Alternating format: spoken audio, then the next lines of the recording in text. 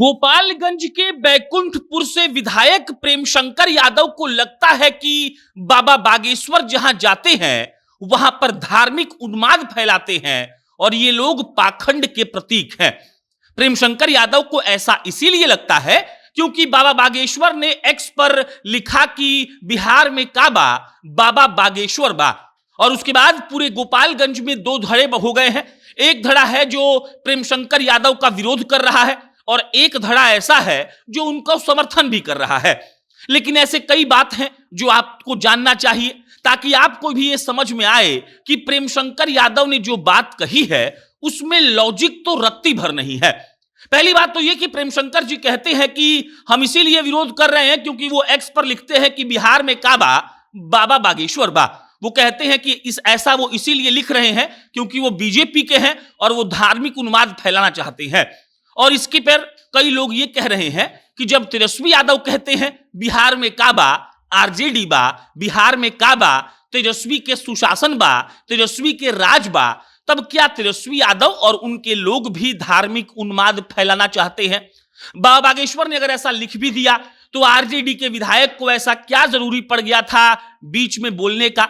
और यह भी हम दावे के साथ कह सकते हैं कि ऐसे ही बयानों के चलते बीजेपी को फायदा होता है और तेजस्वी यादव को प्रेमशंकर जी जैसे लोग एक तरीके से हरवाने का काम करते हैं।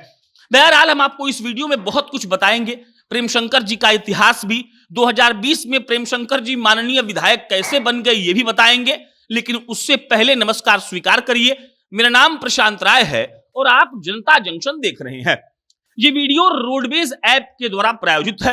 रोडवेज बिहार की एक ऐसी टैक्सी की कंपनी है जो आपको आधे किराए में पूरा बिहार घूमने का मौका देती है। आपको पटना एयरपोर्ट से बिहार के किसी भी गांव में जाना हो या बिहार के किसी भी गांव से आपको पटना आना हो, आपको प्ले स्टोर पर जाना है, रोडवेज का ऐप डाउनलोड करना है और फिर आप आधे किराए में पूरा बिहार घूमने का आनंद ले सकते हैं। अब लौटते हैं प्रेमशंकर यादव पर। प्रेमशंकर यादव कहते हैं कि पाखंड और ब्राह्मणवाद का हम सपोर्ट नहीं करते हैं, और पाखंड और ब्राह्मणवाद वाला बात वो इसीलिए कह रहे हैं क्योंकि उनको इस बात से मिर्ची लग रही है कि बाबा बागेश्वर आखिर गोपालगंज की धरती पर क्यों आ रहे हैं। उन लोगों को ऐसा लग रहा है कि बाबा बागेश्वर के आने से भाजपा चुनाव जीत जाएगी। और प्रेमशंकर यादव जी के स्टैट्स के बारे में अगर आपको जानना है तो पहले हम वही बता देते हैं। 2020 के चुनाव की बात करिएगा तो बैकुंठपुर से प्रेमशंकर यादव जी चुनाव जीतते हैं 11,113 वोट से। अब इसके पीछे का लॉजिक समझिए। प्रेमशंकर जी 11,000 वोट से जीते और क्यों जीते ये बताते हैं हम आपको।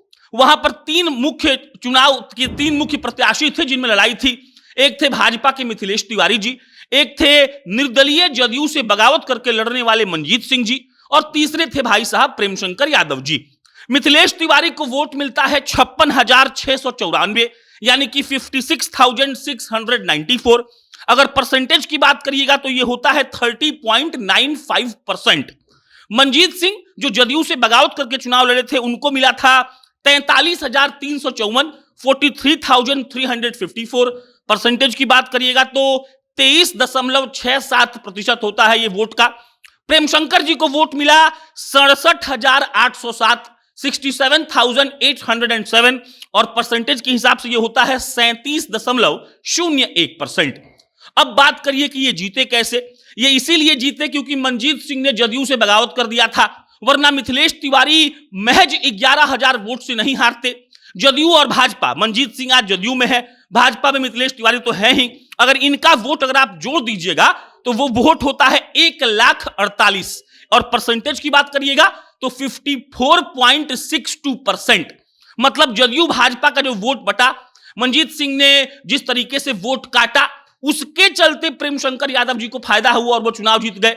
और आज वो ये कह रहे हैं कि एक बाबा के आने से धार्मिक उन्माद फैलेगा। वो ये भी कह रहे हैं कि वो बाबा तो भाजपा का प्रचार करने आ रहे हैं।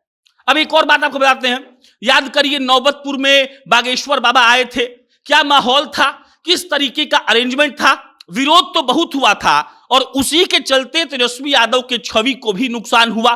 कहा जाता है कि इसी बयान के चलते कई लोग हैं जो तेजस्वी यादव को वोट नहीं देते हैं क्योंकि उनको लगता है कि तेजस्वी यादव और उनके लोग जो हैं वो यही सब चाहते हैं कि हिंदुत्व पर बात ना हो, कोई बाबा अगर कहीं पर कथा पढ़ने जा रहे हैं तो ये लोग उसका विरोध करते हैं और इसका दुष्प्रभाव जो है वो चुनाव में दिखता है।